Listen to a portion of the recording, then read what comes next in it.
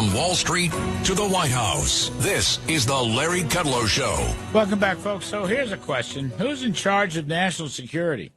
Who's the commander-in-chief right now? Is it Joe Biden, who can't find his way anywheres? Is it Kamala Harris out in the campaign trail? I don't know. How's the vice president going to keep America safe in a dangerous world? So let's ask Ambassador Robert O'Brien, former national security advisor and now chairman of American Global Strategies. Robert, thank you for coming on. You know, I had Pompeo on the TV show last night and asked him the same question. I mean, really, who's running the shop? Who's running national security right now? Does anybody know? I don't think anyone knows for certain, Larry, and thank you for having me on. I mean, the president is cutting back his public appearances, which is hard to believe that that's even possible, given how few public appearances he had. Even when he was campaigning. Kamala Harris is busy out in places like Phoenix and Wisconsin and the swing states campaigning. I assume it's Jake Sullivan and Tony Blinken. We never hear much from Lloyd Austin over defense. So there's a real vacuum right now, and you're not the only person asking that question. They're asking it in Beijing and Moscow and Tel Aviv and Tehran. Well, that's the thing. I mean, right. And it's more important that they ask it than I ask it, because they may take action. And I don't see any – look, with respect to Kamala Harris and her group, I mean, you think they're going to change the policy of appeasement with Iran? I mean, she was in favor of the Iranian nuclear deal. I've never seen anything tougher from her. She was apparently against killing Soleimani. There was another issue. I forget what it was. She was the last person in the room with Joe Biden when he decided to vacate from Afghanistan. It wasn't vacate. It was almost cutting and running. I mean, is there any doubt in your mind? Here, let me put it to you this way. Look at the defense budget, 050, the function 050. Is there any doubt in your mind that Kamala Harris would cut defense either in nominal or real terms? No, there's no doubt about that. And when you look at Iran and the appeasement, I mean, all you have to do is go back to the Obama administration and look who staffed the Biden administration. Look who Kamala's national security advisor is. He was an acolyte of Rob Malley, who was the architect of the appeasement of Iran and the JCPOA, the failed nuclear deal. So they believe, and President Obama had one great accomplishment that he believed was a super accomplishment on foreign policy, and that was the Iran nuclear deal. That was his Abraham Accords. And so they're trying to do everything they can to restore that deal. And the people around Vice President Harris and President Trump or President Biden we're all involved in that deal. So they're going to keep appeasing Iran because it's become an article of faith of part of the Obama legacy. I mean, she hasn't said one word, not one comma, not one semicolon about national security and foreign policy. Now, she hasn't said much about anything, I know. But particularly on foreign affairs, she said nothing. And so I just assume what you just said is correct. Look who's around her. The appeasement policy is going to change. I mean, so what does Iran do here, Robert O'Brien? What do you think Iran does? So far, everybody's waiting for them to strike Israel. They have not done it. I think the Israeli, the IDF taking that Hamas guy out in Tehran was a tremendous thing. They've took a couple of commanders out of Hezbollah in Beirut. It's like I have your phone number and I know where you live. I mean, I think that's the best deterrent against Iran. What do you think?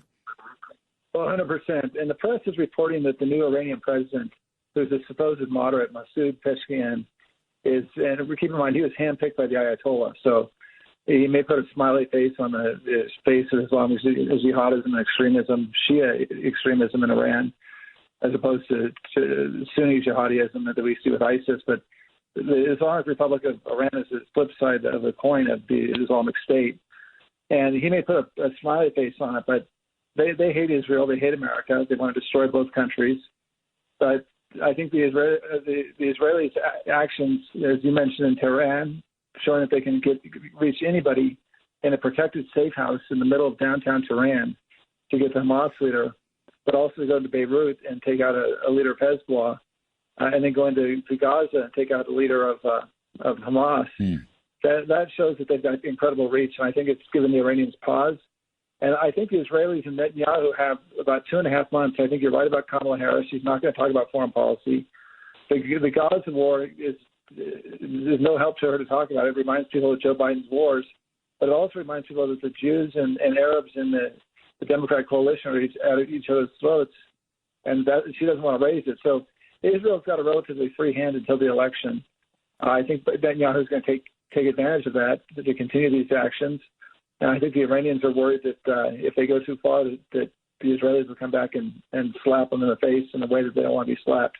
You know, that's a key point. So they'll have just about 3 months or 4 months to have a free hand to finish the job in Gaza. Robert O'Brien, you think that's what Israel can do? I think they've got to finish the job in Gaza. They've got to restore deterrence against Iran. And they've got to get their 60,000 displaced people. There are 60,000 Jews and Israeli Arabs that live in northern Israel that have been evacuated in their own country because of the Hamas commando strikes and rocket strikes in northern Israel. So they've got to move those people back home. And so they've got to finish Hamas in Gaza, and they've got to push Hezbollah back from the border in Lebanon and the northern border of Israel. So the Israelis have a lot to do in the next 4 months, but they've got a relatively free hand to do it. And they've got to take advantage of that opportunity. Robert O'Brien, one other thing I'm reading in the paper, Ukraine is firing strikes, I guess drone strikes, maybe some missiles, into Russia at their bases. Can you talk to that a little bit? Is this kind of a comeback on the part of Ukraine? Well, look, the Russians have been using Biden's red line, and Biden has told the Ukrainians you can't strike inside Russia. So Russia would mass its troops on the Russian side of the border, knowing that there was no threat to them, and then rush them over the border into Ukraine and attack the Ukrainians. And America had been putting handcuffs on Ukraine, saying you can't attack them over the border. It's giving Russians sanctuary in Russia to prepare these attacks from Ukraine, which makes no military sense whatsoever, as everyone can imagine. And so whether the Biden people have taken the cuffs off or the Ukrainians have just realized that Biden's checked out, he's out of the campaign, he's without seeing at the White House, he's in Delaware, they just decided that they're going to try and hit the Russians as they're assembling to start their attacks in Russia and not wait until they come over the line with their armored personnel carriers and their tanks into Ukraine, but to try and hit them while they're assembling in Russia. How significant would that be militarily? I think it's significant, but we don't want to overplay it. I mean, Russia is still 4 times the size of Ukraine, and if Putin mobilizes the Russians and starts reimposing the draft, they can put a lot of men and materiel versus the Ukrainians. So, as President Trump has said, we need to get this war completed. And we in the Trump administration helped save Ukraine by getting them the Javelin missiles when Obama wouldn't give them any lethal aid, and it was those Javelin missiles that stopped the first Russian attack and thwarted their armor attack on Kyiv. But, in the long run, Ukraine's much smaller. We need to bring the Russians to the table. And it goes back to something you and I called for. You may remember this on your show 2 weeks before the invasion. And we said, look, if you want to send a shot across the bow to the Russians, sanction the Russian Federation Central Bank. That was a Kudlow O'Brien call. We still haven't done it 2.5 years into this war. So, to bring Putin to the table, you got to do something that's going to get him there. I don't think these cross-border attacks will get him to the table. I do think if we took a strong position on sanctions, which the Biden administration hasn't done, he would come to the table. And if you had a strong leader like Donald Trump in office, I think he'd be able to help impose a peace in the region which the Ukrainians need and the Russians need. On that point, the monetary point with the Russian central bank, you've got House members like French Hill, for example, have been pushing this a lot. The European Union has got a lot of the assets. I don't know what the number is. I think it's close to 300 billion. We have a few billion here, but the EU has it. I mean, some progress is being made, but they could use that money, liquidate the bonds, liquidate the foreign currencies, put the cash into Ukraine. But you never get a green light from the Bidens. I mean, I see occasionally Blinken talking about that, but nothing ever seems to happen. It would be a very effective strategy. Well, it would be, especially if Putin didn't come to the table, right? Because you could use that $300 billion. I mean, we know Putin loves money. He's one of the richest men in the world. Personally, and the Russian economy has done pretty well because of the war with the increase in oil prices. So if you told Putin, if you come to the table, you can have your $300 billion back and you agree to a real peace. If you don't, we're taking it and we're going to use it to rebuild the Ukrainian electrical grid that you destroyed. I mean, that would be a very powerful incentive, but it's not being used. It's a tool that's sitting in the tool case that no one's taking out of the toolbox. Mm. Thank you very much. Meanwhile, Ukrainians are dying, and poor Russian soldiers as well. And these young Russians are getting sent into the trenches, and the Ukrainians are dying in the trenches.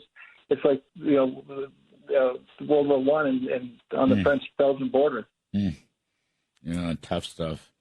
Anyway, Ambassador Robert O'Brien was former national security advisor. He's now chairman of American Global Strategist, my dear friend. Thank you, Robert. We appreciate it, as always. Folks, we'll take a quick break. And the other side, Congressman Pat Fallon in Texas, he is on the House task force investigating the awful assassination attempt of President Trump out there at the Butler Field in Pennsylvania. And nobody knows what's going on there. So Mr. Fallon will help to enlighten us. I'm Kudlow. We'll be right back.